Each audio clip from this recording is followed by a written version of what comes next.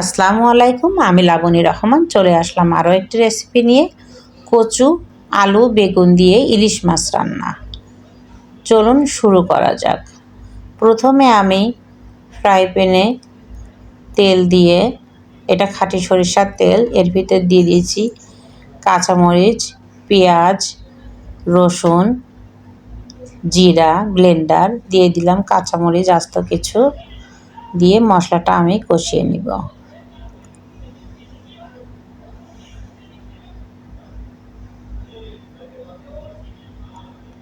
ভালো করে নেড়ে নিব খুন্তি দিয়ে। দিয়ে দিলাম হলুদের গুঁড়া, ঝাল ও ধনিয়ার গুঁড়া, স্বাদ মতো লবণ। ভালো করে নেড়ে মশলা থেকে তেল ছেড়ে দিলে এর ভিতরে কচু, আলু, বেগুন দিয়ে দেবো, দিয়ে ভালো করে কষিয়ে নিব। আমি ইলিশ মাছটি কাঁচা কাঁচাই রান্না করব, জাল দিব না, ভাজিও করব না। ভালো করে সবজিগুলো কষিয়ে নিয়ে পানি দিয়ে আবার আমি ঢাকনা দিয়ে ঢেকে দিব।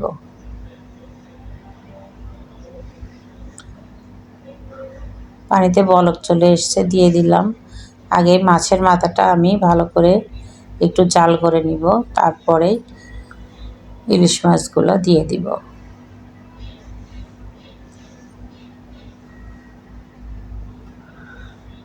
একটু মাছের মাথাটা সিদ্ধ হয়ে আসলে তারপরে মাছ দিব, আগেই মাছ দিব না।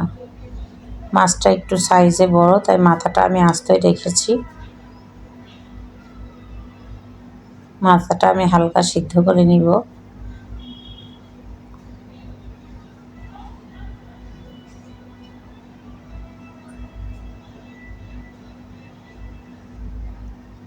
কখনো আপনারা ইলিশ মাছ রান্না করতে গেলে আগে এইভাবে রান্না করলে মাছগুলা খুব বেশি নরম হয় না, আর কি কাঁচা কাঁচা থাকে না, ভালো স্বাদ অন্তত বেশি থাকে।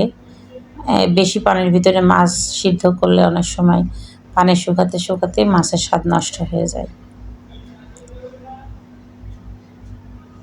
তাই আমি আগেই মাথাটা একটু সিদ্ধ করে নিচ্ছি।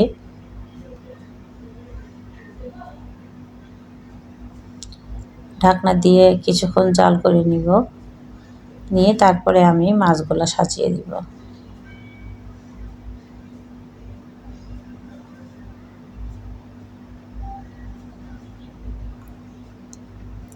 ঢাকনা দিয়ে ঢেকে কিছুক্ষণ জাল করব। এভাবে রান্না করে খেয়ে দেখেন, খেতে অনেক সুস্বাদু লাগবে। দিয়ে দিলাম সামান্য আরও একটু লবণ কম হয়েছে। দিয়ে দিলাম ধনিয়া পাতা। ঢাকনা দিয়ে ঢেকে আমি আরও কিছুক্ষণ জাল করব। কচুটা সিদ্ধ হয়ে এসছে, তরকারির ঝোলও শুকিয়ে গিয়েছে।